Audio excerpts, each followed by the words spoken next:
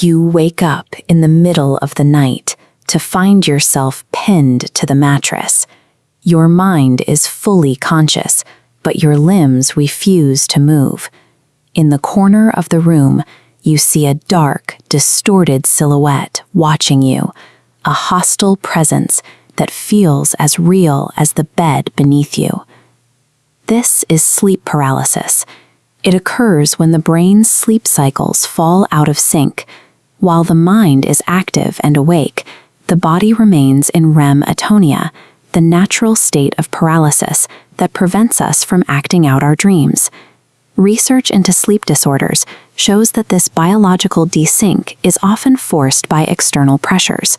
Factors like chronic insomnia, severe psychological stress, and PTSD act as system triggers, pushing the brain's neurochemistry to a breaking point, where the boundaries between sleeping and waking collapse. During this overlap, the brain doesn't just imagine a threat, it projects a hallucination into your physical space with enough precision to fool every sense. It is a biological rendering of a nightmare, superimposed perfectly onto the waking world. This glitch demonstrates that our internal hardware is capable of generating a convincing reality from nothing but a set of neurological signals. If a few misfiring neurons can render a physical world indistinguishable from the truth, it raises a technical question. What if the overarching universe is also a rendered output, constrained by its own internal code? The simulation hypothesis suggests that if any civilization reaches a point where they can simulate a universe, they would likely run millions of them. In this scenario, the number of simulated minds would vastly outnumber biological ones, making it statistically probable that we are currently living inside a program. But even a cosmic-scale computer would have limits. A simulation of this size cannot possess infinite processing power, so it would have to cut corners. By simplifying the math of the universe at scales we aren't expected to see, the system saves resources. Neil deGrasse Tyson uses a map analogy to explain how we might spot these shortcuts. Just as a digital map looks perfectly smooth until you zoom in far enough to see the individual pixels, our universe might appear continuous until we look at the smallest possible scales. Physicist Zora Davuti is looking for those cosmic pixels. Her research explores whether space and time are truly a smooth, infinite void, or if they are discrete, built on a rigid, grid-like structure that defines the resolution of our reality. We can test this by observing the highest energy cosmic rays in the universe. If space is a smooth continuum, these particles should move predictably. But if they are traveling across a hidden digital grid, their movement and energy levels would show subtle distortions, the signature of a rendering limit.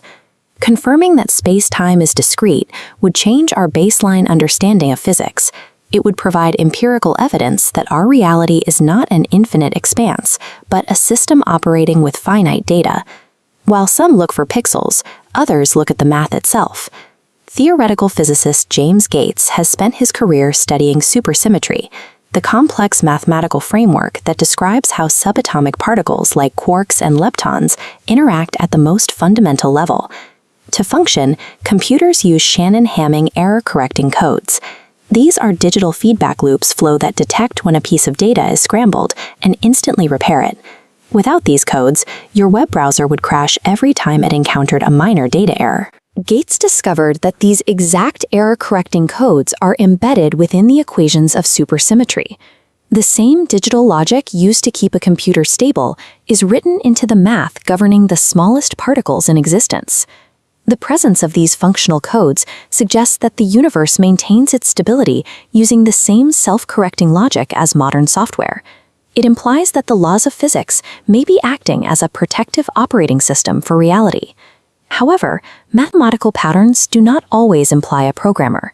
Physicist Lisa Randall argues that finding symmetry or limits in our equations doesn't necessarily mean we are a simulation.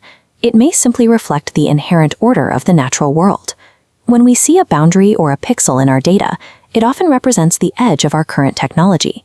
A limit in physics is frequently just the point where our sensors are no longer precise enough to see the next layer of complexity. Just as we treat sleep paralysis by addressing the biological signals of the brain rather than the ghost in the room, Scientists approach cosmic anomalies by refining their physical models. We don't assume a creator exists simply because we hit a wall in our data.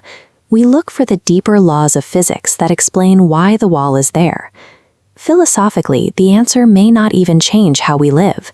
If we are in a simulation, the math, the stars, and our conscious experiences are still part of the only reality we have ever known. They remain real because we are here to experience them. Whether our universe is generated by biological neurons or lines of computational code, the mandate remains the same. We must continue to test our environment and have the audacity to push our understanding to its absolute edges.